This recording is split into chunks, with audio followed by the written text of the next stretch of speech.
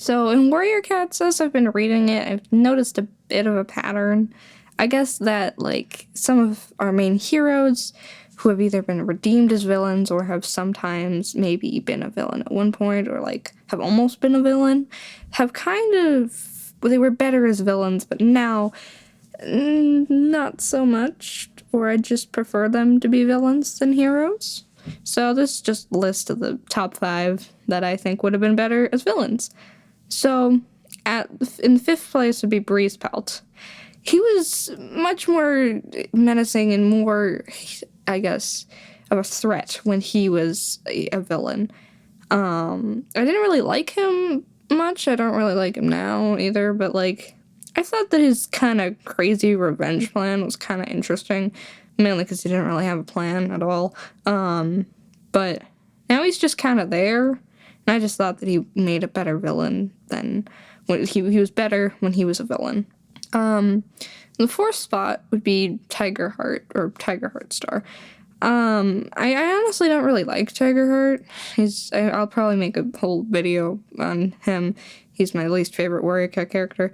It's just, at first he was good, but I just feel that now he's being a bit more of an antagonist, a bit, especially in Squirrelflight's Hope. He was just very, very antagonistic.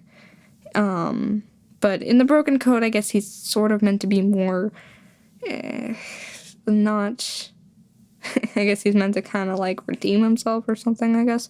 But I honestly would have just preferred it if he was the one to kind of closely follow Bramblestar's imposter. But, yeah, I just think he would have been a lot better as a villain. 3rd spot would be Leopard Star. I liked her more as a villain. I liked how scary she was as a villain. I think that, like, she was very intimidating, and, like, after Crooked Star dies, everyone was just kind of like, oh no, now Leopard Star's leader. That's not gonna go well. She was very intimidating, and her hatred for ThunderClan was kind of interesting, but then she just kind of dies down a little bit and more just becomes an annoying clan leader that we have to deal with. And I think it just would have been a lot more interesting, also because it would add to the female villains, which are very low amount of female villains in Warrior Cats. The 2nd spot would be Lion Blaze, which you might be thinking, what do you mean Lion Blaze? Well, I think he would make a cool villain. Like, think about it. This is of course before he loses his powers, so, like, when he still has his powers and when he's invincible pretty much. I think it would just be kind of cool. He's invincible. How are you going to defeat him? He can't be hurt in battle. It would also add a lot of character to him because, like, a lot of people say that he doesn't have much character to him, I guess. And so I just think that if we made him evil, it might have added to it. But in the Broken Code, he's actually very different. Like, he is acting a little bit more like an antagonist a little bit. Like, he said, oh, I should have killed Shadowsight. It was like, wow. It was like, really, Lion Blaze? Huh. You would kill a medicine cat. Wow. So, yeah, I just think that he would have made a cool and interesting villain.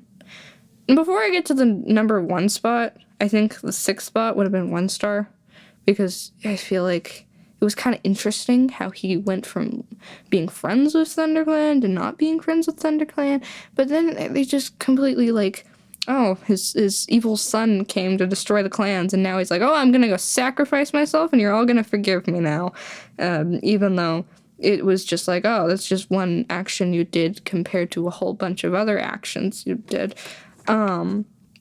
So yeah, I just feel that his was just a little bit rushed, his redemption, I guess. But who knows, maybe in the new Super Edition we're getting about him, we'll learn a bit more about him. So for the number 1 spot, I'd have Starflower. Mainly because I liked her more as, like, a villain. I thought she was kind of interesting, the way she was, like, manipulating everyone. And the whole time that she was like talking with Thunder, I was just like, oh, Thunder, you're kind of dumb. She's clearly manipulating you. But then she kind of, I guess, gets redeemed a little bit, and then afterwards I was just kind of expecting her to betray everyone. Like, the whole time she was talking to Clear Sky, I was like, Clear Sky, don't listen to her. What are you doing? She's gonna betray you. But then she didn't. And, like, anytime she was around, I kept expecting her to just turn her back on everybody. And then everyone would be surprised. And then I'd just be happy that she'd finally turned, like, but then she didn't. And then she was there, and just nothing happened. And I was just kind of disappointed, I guess. So yeah, I guess those are my 5 cats, or I guess 6 if you include 1 star, that I think would have made better villains than they did heroes. Hope you enjoyed.